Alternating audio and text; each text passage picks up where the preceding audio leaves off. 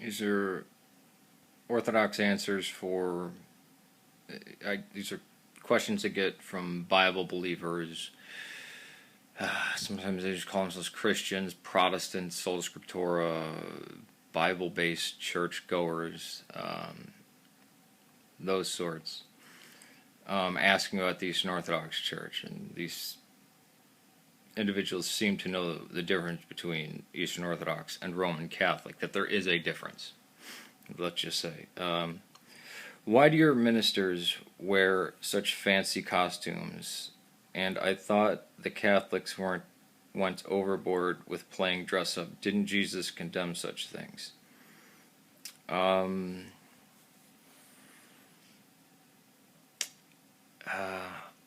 a verse doesn't come to mind of Christ. I recall him preaching against tearing your clothes when fasting and trying to look downtrodden and all that kind of stuff. Some people point to Ash Wednesday as being hypocritical. We don't practice Ash Wednesday, though.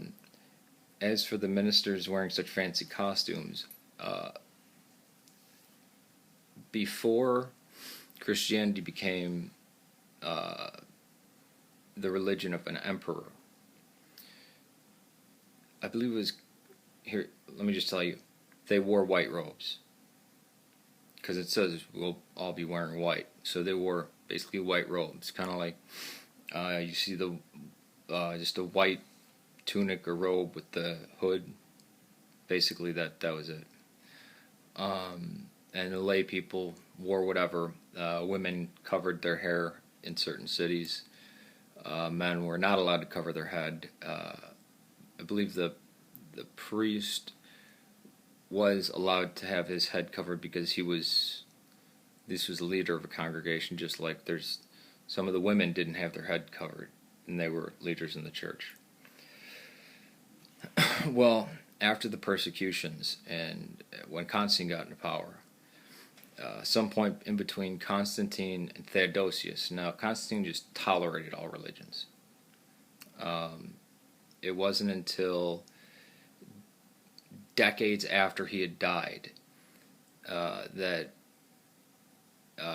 one of his grandsons, or great-grandsons, Julian, called Julian the Apostate, tried to turn back the clock and start persecuting Christians. It wasn't slaughtering them in the streets like Diocletian was, but was revving up, for a real strike. But he got struck down by the Persians. Theodosius came into power and said, that's it, we're not risking another Diocletian or Nero or Domitian persecution where there's slaughtering in the streets of people. So he outlawed, basically, paganism.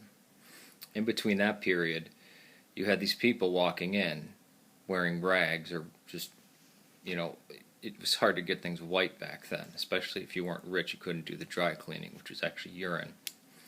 So they said, you're going to dress like our court. So that's what the Byzantine court actually dressed like. They said, you're at least going to look as good as our officials. And effectively, they were civil servants. Even to this very day, the Lutheran Church in Northern Europe and Scandinavia functions as a civil service body. You have to register all births at the Lutheran Church. The church actually was the main